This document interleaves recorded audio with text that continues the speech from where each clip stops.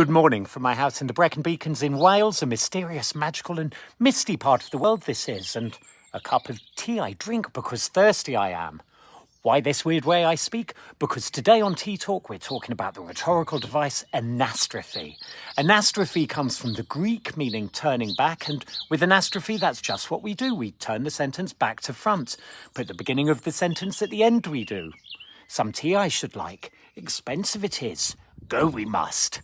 Now, when you reverse word order like this, you confound expectations, meaning you sound a bit mysterious, magical, and maybe even misty. So ANASTROPHE is an unusual rhetorical device, but you do hear it being used sometimes in the Welsh valleys. Ooh, like it I do. And ANASTROPHE has also been used by some of the greatest writers in some of the greatest stories ever told.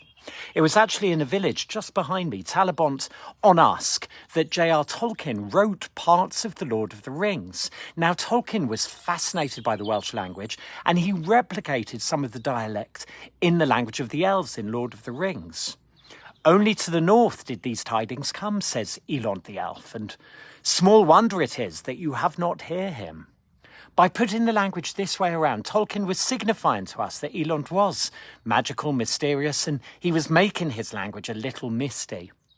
Fast forward to the 1970s when George Lucas was writing Star Wars. Star Wars is also a magical, mysterious world, which explains why they filmed the latest Star Wars TV show, The Acolyte, on the mountain just over there. But Lucas used ANASTROPHE when scripting lines for Yoda. Powerful you have become. The greatest teacher failure is. Miss them, do not. Now, by structuring Yoda's dialect this way, George Lucas made it clear the Jedi Master came not just from a galaxy far, far away, but also a time far, far away. When 900 years old you have reached, look as good you will not.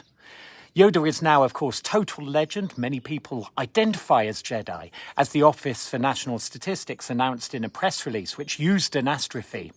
390,000 Jedi there are. So you see, ANASTROPHE can be fun. There are many other examples of great writers using ANASTROPHE. Shakespeare, to thine own self be true. Dickens, talent Mr. Micawber has, and Churchill in the Finest Hour speech, sure I am of this. So, if magical, mysterious and misty you want to appear, ANASTROPHE is always here. Twist what you say to speak a mysterious way. In ANASTROPHE we trust, use it we must, and if not, well, off you fuck.